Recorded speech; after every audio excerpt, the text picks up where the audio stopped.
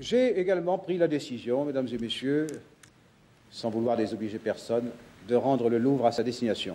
François Mitterrand aurait eu 100 ans ce 26 octobre et c'est dans une pyramide qu'un hommage lui sera rendu. Sous la pyramide du Louvre, précisément, un des grands travaux de son premier mandat présidentiel, son œuvre.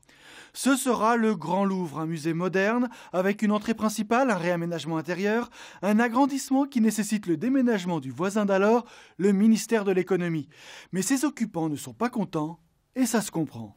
Ici, les portes vont s'ouvrir et vous présenter les pièces qui constituent le plus beau fleuron du Second Empire. Vous découvrez la salle à manger du ministre et ses salons qui seront peut-être, un jour donc, accessibles au grand public.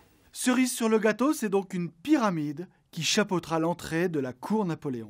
Voici les toutes premières images de l'objet de la polémique. La pyramide trouvera place dans la cour Napoléon, autrement dit en plein centre du Louvre. Tout en verre, elle mesurera 30 mètres à la base et 20 mètres en hauteur. Le projet a été confié à l'architecte américain Pei, désigné par Mitterrand lui-même. Et bien sûr, il divise. Les gazettes à qui nous empruntons titres, photos et dessins sont tantôt contre, comme Le Figaro et Le Monde, tantôt pour, comme France Soir et Libération. Et pour couronner le tout, la petite musique xénophobe. Que vient faire ici ce Chinois d'Amérique avec son modèle archéomoderne d'inspiration égyptienne? Pei se défend. Bon, la pyramide s'inspire des proportions de celle de Gizeh en Égypte, mais ce n'est pas une pyramide égyptienne. The proportion is Egyptian, that I admit. La proportion est égyptienne, j'admets. But this is a pyramid of glass. Egyptian pyramids are made of stone.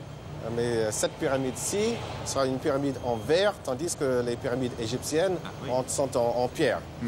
One is very, very solid and it's made for the dead.